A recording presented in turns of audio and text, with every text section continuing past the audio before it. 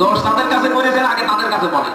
কারণ তাওবার নিয়মই এটা। আপনি আস্তাগফিরুল্লাহ করতে পারেন, আপনার গুনাহ মাফ হবে হয়তো, কিন্তু আল্লাহর সাথে যেগুলো সম্পর্কিত ওইগুলো, বান্দার সাথে সম্পর্কিত অপরাধ আস্তাগফিরুল্লাহ মাফ হয় না, তার কাছে আগে ক্ষমা চাওয়া লাগে। কেউ যদি তাওবা করে, আস্তাগফিরুল্লাহ পড়লে জীবনের গুনাহ মাফ হয়, আর তাওবা করলে শুধু গুনাহ মাফ হয় না, ওর পেছনের অপরাধ আল্লাহ মাফ করে বাকি জায়গাটা নেকি দিয়ে পাল্টিয়ে দেয়। এটা কেন মানতে বললাম?